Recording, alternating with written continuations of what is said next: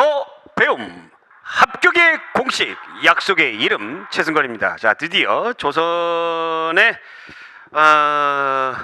문화 또 학문 이런 부분에 대해서 들어왔습니다. 조선 굉장히 좀 방대한 내용들이 있겠죠. 그래서 오늘은 조선 전기의 문화 학문에 대해서만 알아보도록 하겠습니다. 교재 226페이지. 자, 15세기 문화부터 갈게요.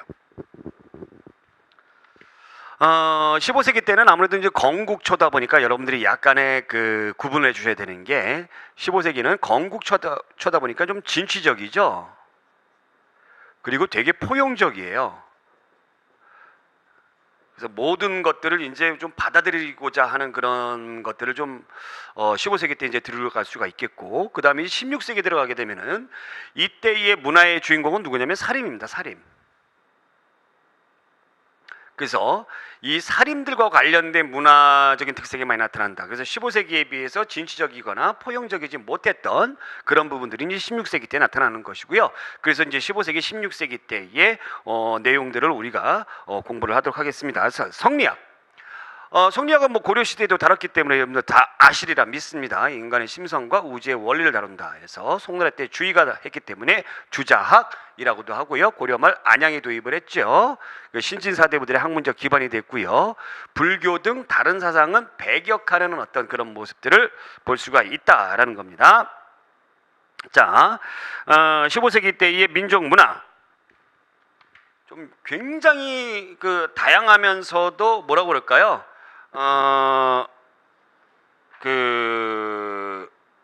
15세기 때는 그 다양하면서도 굉장히 여러 가지들을 받아들이는 그런 모습들을 보인다라고 제가 말씀드렸죠. 224쪽을 보셔야 되겠네. 225쪽이 아니라. 네, 어찌됐건 그럼 성리학부터 가도록 하겠습니다. 성리학. 여기 나와 있는 성리학은 뭐 15세기, 16세기 전부 다예요. 전부 답니다. 조선 전기니까. 우선 성리학 윤리, 사림이 앞장서서 보고를 했다. 그럼 이제 몇 세기일까요? 이제 16세기죠. 16세기.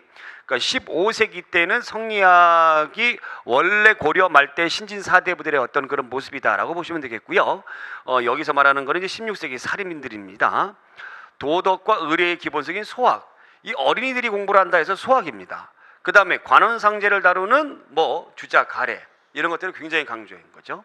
그럼 여기 속에서 이제 뭐가 들어가 있어요? 여러분들이 뭐가 들어가 있으면 서열이 들어가 있습니다. 서열을 강조하는 거예요. 네, 그러니까 하극상이라든가 이런 거 잘 못하게끔 그렇게 만들어 놓은 것이 바로 이런 뭐 소학이라든가 주자가래 이런 것들을 강조했던 이유가 그거죠. 이것이 나중에 언제 임진왜란 병자호란 이후 조선 후기 들어가게 되면은 일반 민간인들한테까지도 이것이 큰 영향력을 행사하게 됩니다. 네. 자, 그러면 가문의 내력을 적는 족보를 편찬하기 시작을 했어요. 그래서 이 족보는 최초의 족보, 요것이 이제 시험 문제 나왔어요. 시험 문제에 1476년 성종 때에 안동권 씨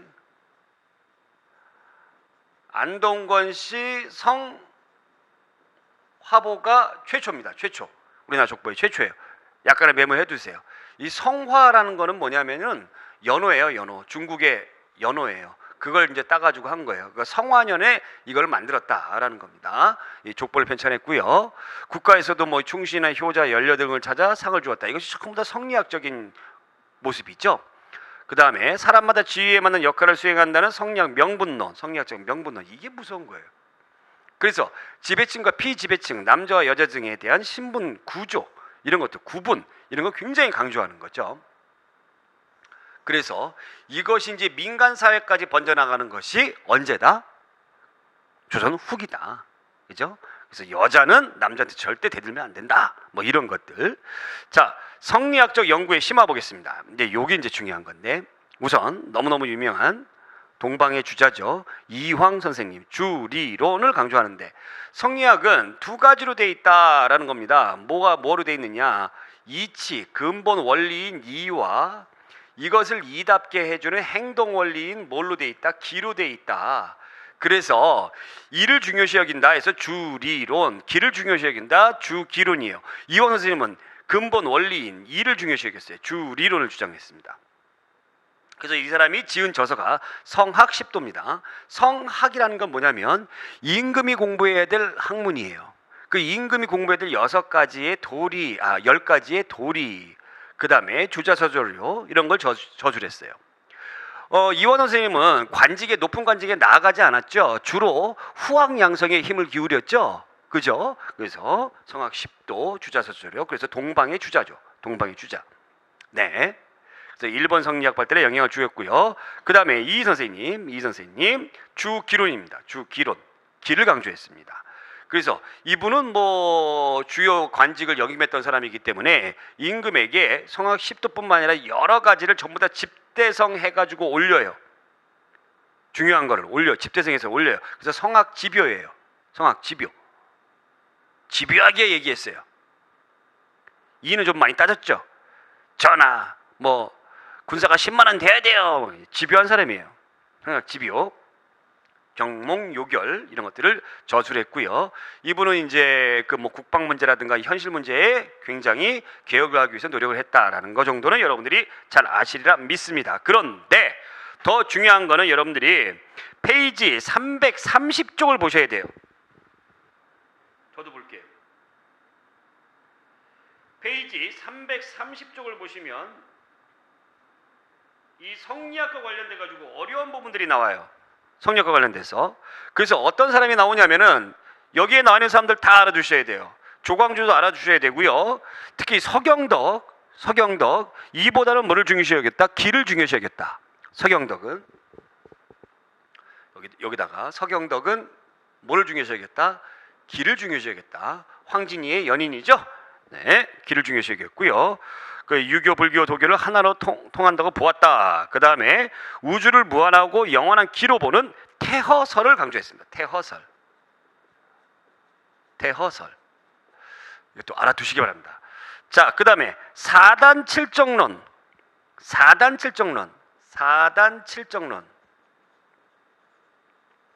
이것은 이왕과 기대승의 논쟁이에요.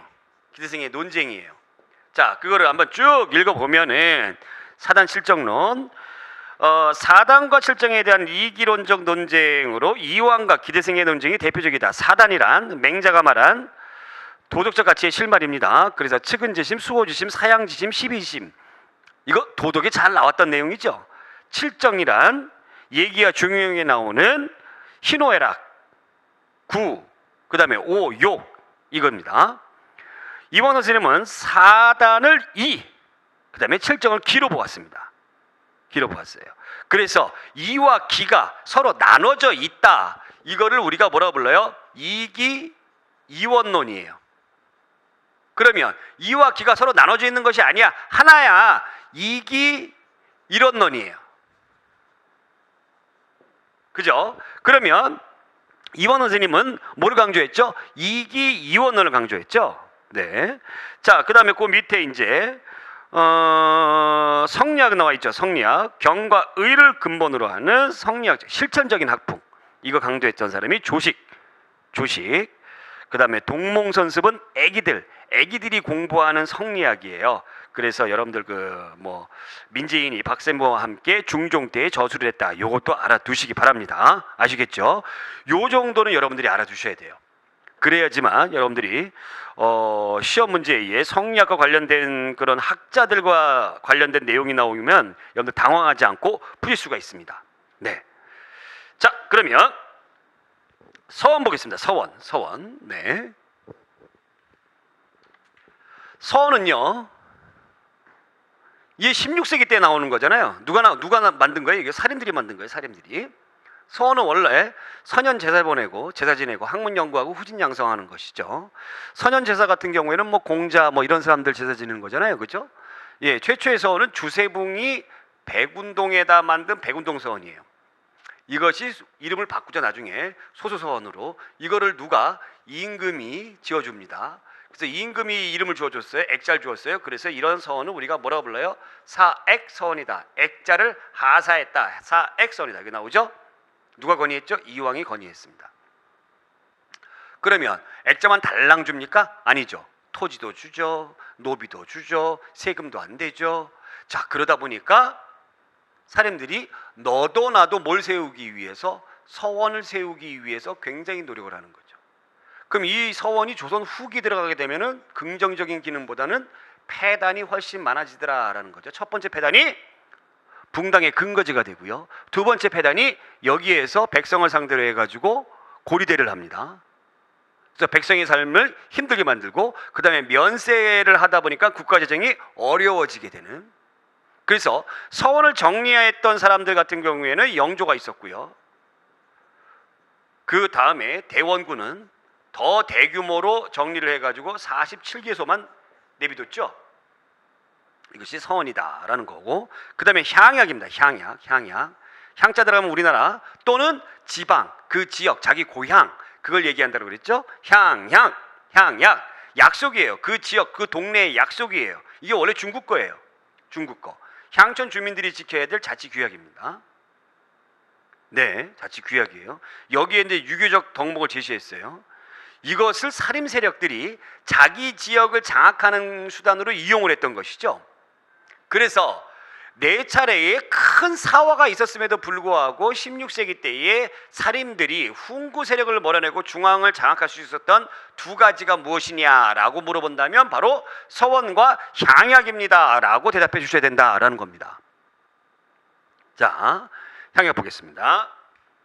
우선 중종 때 조광조가 중국의 여시 향약을 들어온 게 최초의 향약이죠. 이왕의 예안의 향약, 그 다음에 이의 해주 향약.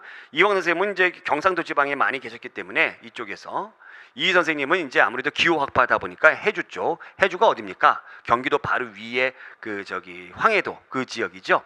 네, 이제 전국으로 확산됩니다. 향약의 4대 덕목 여러분들 잘 아실 거예요. 도덕 시간에 배웠던 덕업상권.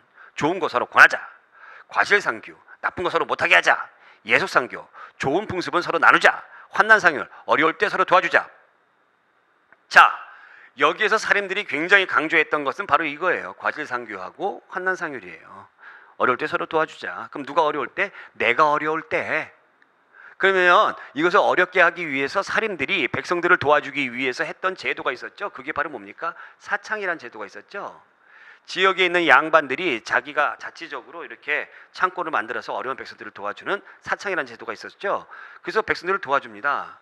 어려울 때 도와줘요. 도와주면은 내가 어려울 때 백성들 날 도와줘야 되겠죠. 배신하면 안 되겠죠. 그래서 환난상율, 그 다음에 과실상규, 뭐 배신하거나 뒤에 가서 욕하거나 그러면 어떡합니까? 못하게 한다. 만약에 그런 짓을 자행하는 사람들 어떻게 해요? 마을에서 쫓겨나요. 그래서 여러분들이 향약이 굉장히 무서운 규약입니다. 이것이. 그래서 요 시기 때에 지방관으로 내려가는 그 마을 수령이라든가 이런 사람들보다도 지방에 있는 그 살인들이 더 큰 백성들에게 영향을 끼칠 수가 있었던 이유가 바로 여기에 있어요. 네. 살림의 향촌지리백을 강화하는 구실로 이어졌다라는 거고요. 자, 그럼 15세기 때의 민족문화 보겠습니다. 앞에서 배웠던 건 이제 그 성리학과 관련된 거고요. 15세기의 민족문화 아주 찬란하죠. 훈민정음 창제했습니다. 누가? 세종대왕이. 네. 그러면서 국문학 발달할 때 용비어천가, 월인천강지곡 이런 것들을 만들었었죠. 용은 누굴 의미해요? 임금을 의미하고, 역사는 너무나 잘 아는 뭐 조선왕조실록, 동국통감, 고려사, 고려사절요 이런 것이 있습니다. 자, 뭐 역사서는 뒤에 이제 부록으로 들어가가지고 더 이제 자세하게 다룰 테니까 그때 다루기로 하고요. 특히 조선왕조실록 같은 경우에는 세계문화유산이라는 건 너무나 잘 아시죠. 자, 지리지는 팔도지리지, 그 다음에 동국여지승남 이것이 있습니다. 이것이 이제 종합지리서죠. 언제 때 나왔죠? 성종 때 나왔던 종합지리서죠.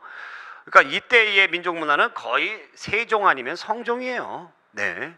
유교질서는 경국대전입니다. 통치법전이죠. 언제 때부터 언제까지? 세조 때부터 성종 때까지. 그 다음에 역시 국조 의례이 5가지의 국가가 해야 될 어떤 중요한 예의 그런 것들을 담은 거고요. 삼강행실도 삼강오륜과 관련된 것이죠.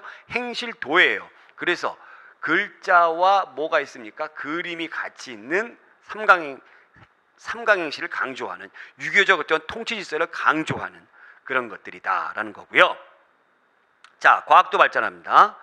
농사를 중요시했기 때문에 천상 열차 분야지도 제가 지난번에도 한번 얘기했었죠. 태조 때 나온 건데 이거는 고구려의 천문도를 바탕으로 해서 만들어졌다라는 거 기억해 두시기 바라고, 그 다음에 비를 재는 치국이 혼천이 뭡니까? 이게 혼천 하늘을 천문 관측하는 것이죠. 그 다음에 해시계, 물시계. 해시계를 우리가 뭐라고 불러요? 해시계를 앙부일구라고 그러죠. 앙부일구. 네. 물시계를 자경루라고 그러고, 세계 최초의 뭡니까? 자명종입니다. 이 인지, 지, 토지 측량이죠. 이런 것들을 만들었다라는 겁니다. 자, 농서로는 농사직설 이것이 있는데, 농사직설이 있는데 이것이 우리나라 실정에 맞는 농법을 소개한 최초의, 우리나라 실정에 맞는 농법을 최초로 네. 이함의 농상집여 같은 경우에는 뭐예요? 원나라의 농서를 번역한 거잖아요. 그렇죠? 이거는 최초로 우리나라 실정에 맞는 농법을 소개한 겁니다. 세종대왕 때. 한문학은 동문선, 서거정이. 그래서 우리나라에서 나왔던 좋았던 문학 작품들을 다 모은 거죠. 선정해서 모은 거죠. 자, 인쇄술이 중요해요. 시험 문제 얘가 또 이제 요즘에 많이 등장하는, 떠오르는 개미자, 갑인자. 우리나라는 뭐 인쇄의 나라니까, 활자의 나라니까 이것을 하기 위해서, 인쇄를 하기 위해서 뭘 두었냐면 주자소를 두었습니다. 주자소. 이거 누구 때 만들었냐면 태종 때 만들었어요. 그 태종 때 개미자를 만들고 갑인자를 만드는데 이거 헷갈려하는 사람들 많이 있어요. 세종과 태종 중에 누가 갑입니까? 그래도 우리나라 임금은 세종이 갑이죠. 세종이 갑인데 이렇게 생각하시면 돼요. 자, 그러면 이게 이제 청동으로, 구리로 만들었잖아요. 구리로 만들었잖아요. 그럼 글자를 갖다가 이렇게 딱 해가지고 활판에다가 글자를 갖다가 이렇게 딱 합니다. 딱 이렇게 놔요. 그럼 활자 사이를 뭐 하면 이 납으로 이렇게 하는데, 이 납이 나중에 녹게 되면은 활자의 모양이 흔들어져요. 그래서 세종 때는 이 갑인자를 만들어 가지고 글자 사이에 납을 넣지 않고 납 대신에 뭐를 넣어요? 대나무를 넣었어요. 흔들어지지도 않고 납을 녹여 가지고 넣는 수고로움도 없고, 그래서 인쇄량이 10배가량 증가를 했다고 합니다. 인쇄량이. 꼭 알아두시기 바랍니다. 자, 그 다음에 문학으로는 시조가 있고요, 가사가 있고, 그 다음에 금오신화 같은 설화문학. 누가 지었죠? 김시습이라는 사람이 지었죠. 세조를 싫어했던 김시습. 뭐 건축으로는 15세기 때는 뭐 당연히 궁궐, 성곽 이런 것들 지었겠죠. 뭐 나라 세운 지 얼마 안 됐으니까. 그 다음에 원각사지 10층 석탑이 있습니다. 이 원각사가 어디 있냐면은 오늘날의 그 서울 종로 탑골공원에 있어요. 탑골공원이 있는데 이 원각사가 원래 고려 때 만들어졌는데 없어졌어요. 이 탑만 남았어요. 석탑이니까 탑만 남았어요. 나중에 이제 불교와 관련돼서 이제 더 얘기를 하겠지만은, 그래서 여기 탑이 있다 해가지고 이 공원을 탑골공원 했던 거예요. 파고도가 탑이란 뜻이거든요. 우리나라 말이 아니고. 근데 이 원각사의 10층 석탑이 뭐에 영향을 받았냐면 고려 말에 만들어진 경천사지 10층 석탑과 비슷해요. 그러니까 이게 어디에 영향을 받은 거예요? 원나라에 영향을 받은 거거든요. 그 원나라 왕실에서 당시에 라마교에서는 굉장히 사치스러운 불교입니다. 그래서 탑도 굉장히 사치스럽게 지어요. 그래서 이 탑들이 전부 다 뭘로 되어 있어요? 아주 비싼 대리석으로 되어 있어요. 우리나라 중국이나 대리석이 없거든요. 그러면 이 대리석을 수입했었다는 얘기 아니에요? 그렇죠? 원각사지도 대리석으로 되어 있습니다. 네, 이것도 알아두시기 바라고요. 그 다음에 그림 역시 15세기 때는 진취적, 낭만적인 묘사. 그래서 안견의 몽유도원도 꿈속에 파라다이스를 거니리는 꿈속에서 이렇게 돌아다니는 그림. 그 다음에 강의안의 고사관수도, 네, 오래된 나무 있는 데서 이렇게 물 흘러가는 거 이렇게 양반이 쳐다보고 있어요. 그것이 이제 바라보고 있다. 예, 고사관수도고요. 서해로는 세종대왕의 아들인 안평대군이 굉장히 유명하죠. 네, 물론 자기 형인 세조 수양대군에게 죽임을 당했습니다만. 자, 여기 이제 그림 잠깐 보겠습니다. 훈민정음 언해본이 있고요. 치국이, 그 다음에 농사직설, 그 다음에 물시계 자경루죠. 그 다음에 앙부일구. 이 앙부일구는 명나라 사신이 왔을 때 깜짝 놀랐다고 그래요. 이게 굉장히 흔하게 여기저기 많이 있었기 때문에. 와, 조선의 과학이 이렇게 발전했단 말인가? 이렇게 굉장히 놀랐다고 그러죠. 자, 이렇게 해가지고 15세기 때의 과학기술 이런 부분들이 정리가 됐고요. 얘는 뭐예요? 경국대전이라고 써있네요. 경국대전, 그죠? 네, 경국대전이고요. 자, 그러면 다음으로 넘어가서 15세기 조선의 예술에 대해서 보겠습니다. 주로 이제 15세기가 많아요. 16세기는 별로가 없어요. 살인들 때문에. 회화. 사대부 문인 화가와 직업 화가인 도화서에서 이렇게 또 그림을 그렸죠. 그래서 강의안의 고사관수도, 안견의 몽유도원도 제가 했고요. 그 다음에 자기공예는 검소하고 실용적인 뭐가 여말선초에는 분청사기였죠. 그죠? 고려만에서 조선초.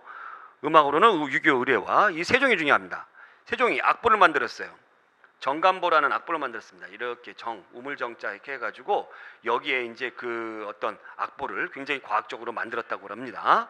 그러다가 이제 궁중음악을 아악으로 체계적으로 누가? 박연이 정리를 했고 종묘제례야 그래서 완성이 됐다. 성종 때는 또 이런 것들을 더 잘 설명했습니다. 악화괴범이라는 또 악보가 나왔죠. 악보가 나왔죠. 성종 때. 자, 요것이 이제 몽유도원대예요. 예, 꿈속에서 바라본 파라다이스. 자, 16세기의 주인공들은 누구죠? 살인들이죠. 살인들입니다. 그래서 여기 나오다시피 15세기에 비해 다양하고 진취적이며 실용적인 경향은 다소 떨어졌다라는 겁니다. 네, 진취적인 모습이 없어요. 살인들은 존화주의, 중국이 좋아요. 중국이 좋아. 그래서 당군보다 누굴 좋아해요? 기자를 더 숭상합니다. 기자. 그래서 박상희의 동국사략, 이게 기자를 우리 조상으로 보는 거예요. 이도 역시 마찬가지로 기자실기를 지었어요. 기자를 우리 조상으로 보는 거예요. 기자. 이거 꼭 알아두세요. 동국사략, 기자실기. 자, 문학으로는 사대부들, 시조와 가사, 그 여류, 요때 신사임당, 헌안설은 나오죠. 자, 건축 보겠습니다. 건축은 살인들이니까 누구? 서원. 자기공예 볼게요. 자기공예 분청사기 안 하고 자기들은 굉장히 순수하고 고매하고 아름다운 그런 선비다 해가지고 순수 백자가 유행한다라는 거죠. 그림도 역시 똑같아요. 자기들은 군자의 마음을 가졌다. 그래서 사군자가 뭐죠? 매란 국죽이죠. 이런 것들을 열심히 그렸다라는 겁니다.